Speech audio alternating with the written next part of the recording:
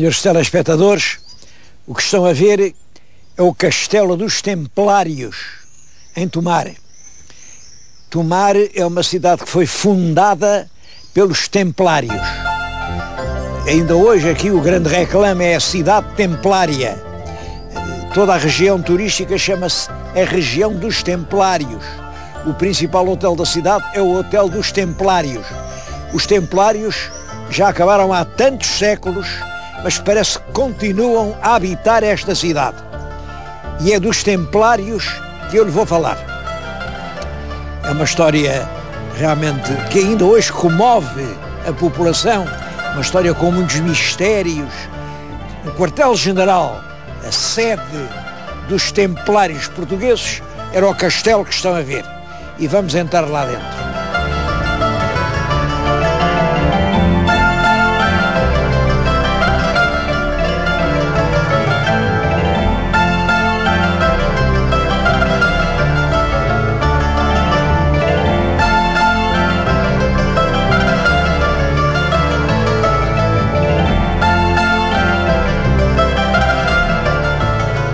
Entramos dentro do Castelo Templário e, nesta altura, estou no templo que os próprios Templários ergueram aqui, ainda em tempo de Dom Afonso Henriques.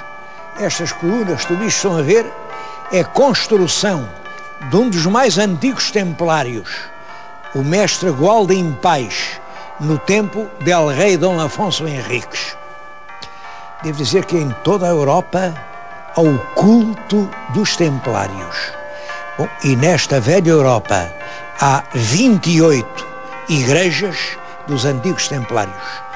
Das 28, a mais antiga, a mais bela, a mais autêntica, a mais preciosa é esta que estão a ver. Estamos aqui realmente no que é um dos sacrários do Ocidente. Isto devia ser um lugar de peregrinação de toda a Europa culta. Foi o Gualdim Pais que construiu este templo com esta forma. Isto, para ele, sugeria-lhe o templo e o sepulcro do Senhor em Jerusalém. Ele tinha sido um valente guerreiro cristão, tinha arriscado muita vez a vida lá em Jerusalém, na Segunda Cruzada, e quando volta aqui, é ele que é incumbido de construir o Castelo de Tomar. Isto hoje chama-lhe a charola da igreja. Charola porque depois o rei Dom Manuel fez para ali uma igreja manuelina, também muito notável, e isto ficou assim ao fundo como uma espécie de cabeça da igreja, que chamava-se isso a charola.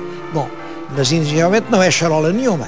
Isto é que era o próprio templo dos cavaleiros. Os cavaleiros templários, antes de partirem para a guerra, joelhavam aqui e pediam as bênçãos e as inspirações de Deus para a sua santa guerra. Eu nunca venho aqui que não me emocione muito. Esta capela está desde há muitos anos em restauro e é com cuidado meticuloso se tenta aqui preservar todo o passado. Este é um dos verdadeiros altares da cristandade e de Portugal.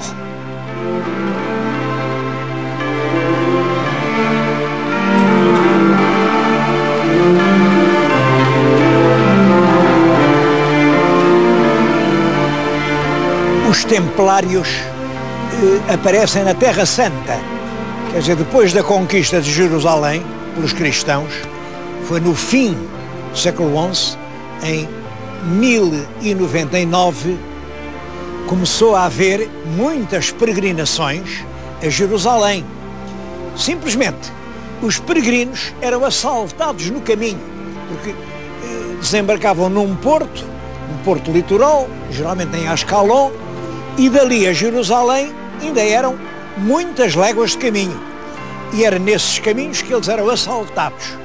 Bom, então, uma série de cavaleiros franceses, que eram monges, disseram: nós temos que ajudar os peregrinos.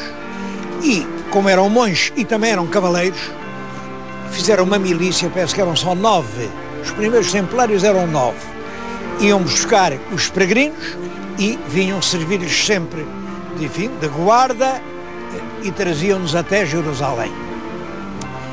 E tem uma vida obscura nos primeiros anos, até que se lembram de subordinar uma regra, como se fosse uma ordem, a São Bernardo. São Bernardo é uma figura extremamente importante da Europa. São Bernardo é o abade de Cluny e é uma figura, é parente muito próximo dos duques da Borgonha. Portanto, São Bernardo é um príncipe e é um grande prelado. E é o São Bernardo quem redige a ordem dos templários. São guerreiros, são monges, o seu papel é rezar e combater. A verdade é que, muito pouco depois de criados lá em Jerusalém, já há templários em Portugal. Há um documento que diz que a nossa Condessa Dona Teresa, em 1126, portanto, poucos anos decorridos sobre a fundação, já lhes dá uma terra perto de Braga, a Fontarcada. É a primeira terra que eles têm em Portugal. Bom, mas a verdade é que é depois de 1128. É depois do São Bernardo lhes ter redigido a ordem. É depois deles terem entrado, enfim, de certo modo, na grande figura dos frades de Cluny, que os reis de Portugal os ajudam. Dom Afonso Henriques dá-lhes Soure em 1128. Soure é uma terra muito importante, porque Soure já ficava em terra de mouros. Ficava à frente de Coimbra, mas era uma espécie de escudo para evitar que os mouros, que vinham do sul, vinham do Alentejo, vinham de Santarém, atacassem Coimbra. E esses templários de Soure bateram-se valentissimamente, acabaram por ser praticamente todos mortos num grande combate que eles chamavam o Desastre de Soure. Em todo caso, Dom Afonso Henriques utiliza-os e eles ajudam Dom Afonso Henriques em 1147 na conquista de Santarém. E Dom Afonso Henriques, em paga, resolve dar-lhes a cidade de Santarém. É por isso, é por causa desse caso de Santarém que eu vim fazer aqui este plano num sítio estranho que já viram. Estou junto de um rio, de um largo rio. Do lado de lá vem um velho edifício, é o convento de Santa Iria, e numa esquina do edifício vêem um baixo relevo antigo. Se repararem com atenção, é uma santa, Santa Iria. Esta lenda é muito bonita, é uma das coisas mais bonitas da cidade de Tomar, e era isso que eu queria contar-lhes. Já disse, Dom Afonso Henriques deu Santarém aos templários. Bom, mas aí veio o bispo de Lisboa, que era estrangeiro, e diz: o senhor não pode dar o que não é seu. Santarém pertence à Diocese de Lisboa. Santarém é minha, o senhor não pode dar o que não lhe pertence. Bem, Dom Afonso Henriques não se conformou. Há um processo que corre em Roma, dura mais de 10 anos. A conquista é em 1147 e a sentença só vem a ser dada em 1158, portanto 11 anos depois, e a sentença deu razão ao bispo contra os templários. Realmente, eles não podiam ficar em Santarém. Então, Dom Afonso Henriques deu-lhes um sítio que diziam que era o Castelo de Cera. Não era castelo nenhum, eram umas ruínas onde tinha havido uma povoação romana, aqui numa zona que estava praticamente desértica, uma zona escalavrada e ensanguentada por correrias e guerras constantes. Dom Afonso Henriques disse: olhem, vão para ali, instalem-se ali, e ali servem também para defender o território. E é assim que nasce Tomar. Gualdim Paes, pouco depois disto, já lhes disse, a sentença é em 1158, e 2 anos depois, em 1160, Gualdim Paes começa a construir aquele grande castelo onde há momentos estivemos e onde vamos voltar. Bom, os templários ficaram sempre com esta ideia: em Santarém é que nós devíamos estar. E então surge uma lenda que é realmente bonita, É uma lenda templária. Quem inventou isto foram os templários, com certeza. A lenda é de que aqui em Tomar havia um valente cavaleiro templário, que era um belo rapaz, o cavaleiro Britaldo. E o Britaldo adorava uma menina que se chamava Iria. Mas a menina, claro, era uma menina muito religiosa, e, portanto, não podia amar o Britaldo, porque dizia-lhe: eu já me dei toda a um senhor maior, mais alto, eu pertenço a Deus. Se pertence a Deus, não posso dar-me a um homem. Bom, o Britaldo teve um grande desgosto, lá ficou sem a pequena, mas pronto. O pior é que a pequena, que era a Iria, também tinha um sacerdote, que era quem a confessava, e também gostava muito dela, que era o frade Remígio. O Remígio adorava a pequena e sabia que a pequena também não concedia favores nenhuns ao Britaldo. Não, a pequena era só de Deus. E no fundo o Remígio pensava: ela não se me entrega, no fundo é porque ainda gosta do Britaldo. Eu vou pregar-lhe uma grande partida. E então deu-lhe a beber uma beberagem muito má, uma beberagem venenosa. A beberagem inchou o ventre da pequena, que ficou assim, com o ventre como se estivesse para ter um bebê. E o cavaleiro pensou: então ela a mim diz-me que é só de Deus, e com o frade já está para ter um menino. Isso, ficou furioso e mandou matar a pobre da Iria, que estava completamente inocente. Olhem, vem além aquela esquina, foi além que a mataram. Cozeram-na de espadeiradas e atiraram o corpo inocente e sangrento aqui, a este pedaço do rio Nabão. O corpo foi boiando, flutuando, foi andando, desceu, foi até ao Tejo, continua a descer o Tejo, mas quando chegou diante de Santarém,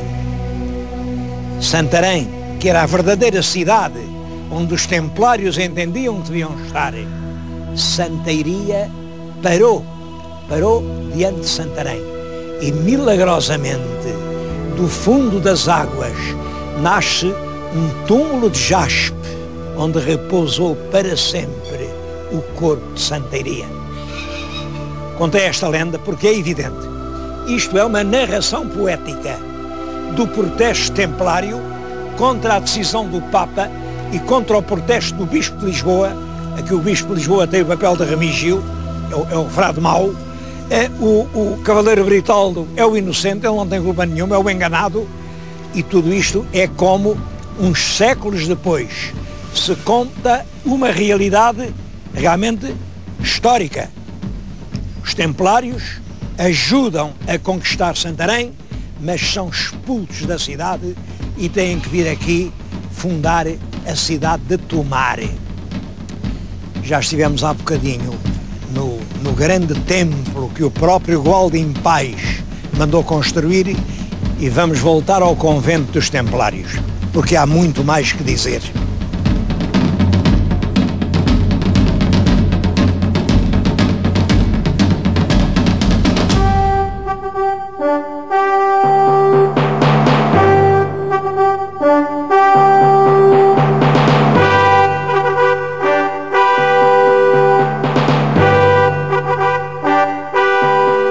Há muito mais que contar, sobretudo o que aconteceu aos Templários. Os Templários da Terra Santa batiam-se com uma imensa valentia, mas além disso faziam grandes negócios. Eram eles, como Força Armada, quem levava o dinheiro da Europa para a Terra Santa, eram eles quem traziam os valores lá do Oriente para a Europa. Tinham imensas casas, imensos castelos, imensas propriedades. E quando chegou ao século XIV, ao princípio do século XIV, eles são o principal magnate financeiro da Europa. Os reis, quando não tinham dinheiro, pediam dinheiro emprestado aos templários. E acontece que o rei de França já devia imenso dinheiro. Imenso. Bom, o rei de França era o Filipe o Belo, que como é que ia resolver isso? Se havia tanto dinheiro aos templários. Bom, arranjou uma forma muito simples de pagar. Disse, estes templários são uns grandes malvados. Fazem isto, fazem aquilo, fazem aquilo outro, e acusou-os de coisas horrorosas, horrorosas. Mandou-os prender a todos. Vocês fizeram isto, é claro, os que não eram valentes, isto é mentira. Ah, é mentira? Então queimavam-os.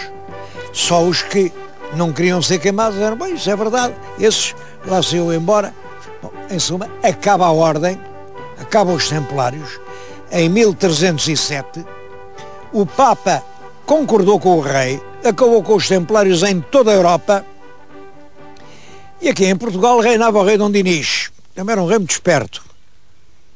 E o rei disse, bom, mas eles fizeram esses pecados todos, vamos lá ver. E reuniu-se aí numa junta de bispos, em Espanha, para saber se os templários eram assim tão malvados como o rei de França dizia. Bom, e aqui conclui-se, não, estes cá, dos países peninsulares, são excelentes cavaleiros, são honrados, são valentes, são virtuosos, não há razão nenhuma para os castigar. Bom, em todo caso, o Papa tinha mandado acabar com a ordem, acabou a ordem dos templários, e o nosso rei Dom Dinis mandou fazer um inquérito por todo o país, aqueles castelos dos templários, que eles tinham muitos castelos, tinham terras, olhem, praticamente entre a Serra de Estrela e o Rio Tejo pertencia tudo aos templários. Pombal era dos templários, Arredim era dos templários, Castelo Branco era dos templários, a Idem era dos templários. O rei Dom Dinis mandou perguntar, são lá, como é que é esta coisa, estas terras de quem são? E aquelas testemunhas vinham todas e diziam, eu juro, essas terras são do rei. Os templários tinham-nas, é porque o rei deixava aos templários tê-las. É tudo do rei, tudo do rei. Bom, era o Dom Dinis a ver se conseguia que tudo aquilo voltasse para a coroa. Mas o Papa não concordou. Não concordou. Disse, não, isso não é do rei. Isso é de uma ordem. E então Dom Dinis faz uma coisa. Então se é de uma ordem, pronto. Eu faço outra ordem. Agora já não se chama templários. Chama-se Ordem dos Cavaleiros de Nosso Senhor Jesus Cristo. E é assim que nasce a Ordem de Cristo. Eu estou agora a falar-lhes no que foi durante muito tempo a cabeça da Ordem de Cristo em Portugal. E a Ordem de Cristo prestou grandes serviços.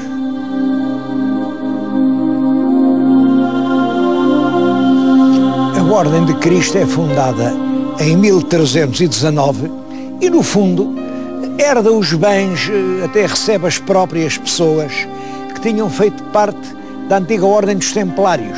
É a mesma coisa com outro nome e, sobretudo, com outro emblema. A cruz dos Templários é esta que estão agora a ver.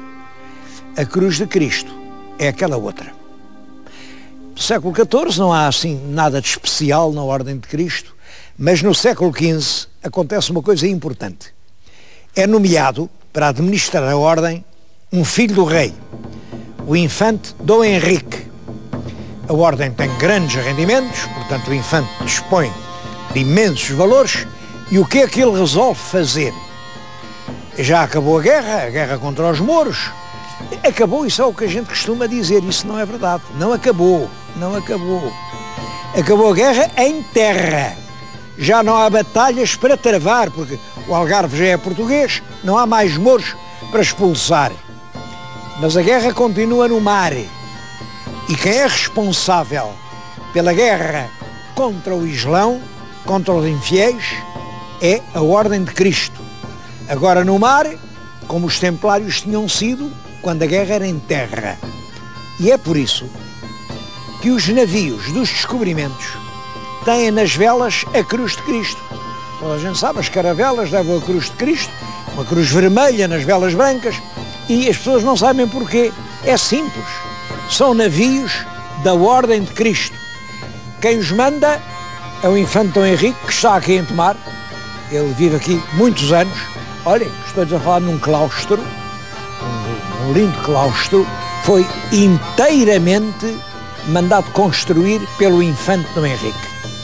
Ele gostava de vir aqui, entrava ali por uma porta que dá para os espaços onde ele vivia. Ali fazia os seus estudos, ali ouvia os seus cosmógrafos. Eu acho que foi ali que se decidiu, por exemplo, mandar povoar a Ilha da Madeira, mandar deitar carneiros nas ilhas açorianas, mandar povoar os Açores, mandar passar o Cabo do Bojador, mandar os navegadores até Cabo Verde. Tudo isso foi ali, naquele lugar. Para nós devia ser um lugar sagrado. Eu peço aos senhores telespectadores, vejam em que estado aquilo está. É claro, foi o tempo, foram os terremotos, foi a força dos séculos, pois foi. Mas a nossa gratidão aos homens que fizeram Portugal devia ser maior do que tudo isso. Eu espero que aquele espaço seja restaurado e que sirva de ponto de peregrinação. Foi ali que viveu o homem que descobriu meio mundo.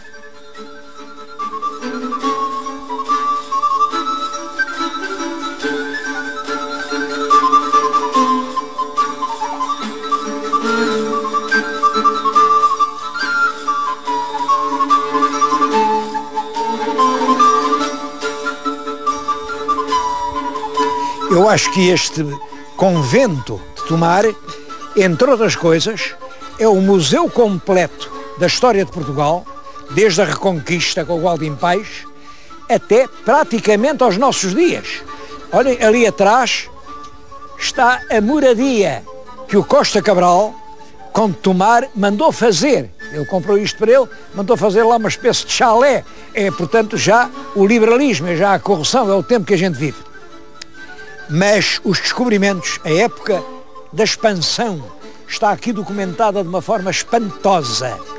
Começa pelo infante Dom Henrique, pelos espaços em que ele viveu, e vem terminar aqui neste portal. Este portal é feito pelo rei Dom Manuel, em 1517. Embaixo tem a esfera armilar, que significa o mundo inteiro, o mundo onde os portugueses chegaram. E depois vai-se desenvolvendo. Sobre o mundo está realmente uma imagem da Virgem com o menino. Sobre a imagem da Virgem está um grande florão que cai em franjas sobre todo o conjunto, mas o cimo de tudo é a cruz de Cristo. Como quem diz, foi a ordem de Cristo quem fundou esta pátria. Eu só não me alongo porque há muito mais coisas para dizer em Tomar. Faz-se aqui todos os anos uma coisa curiosa, única em Portugal. É o Congresso da Sopa. Peço que venham comigo provar as duas sopas de Tomar.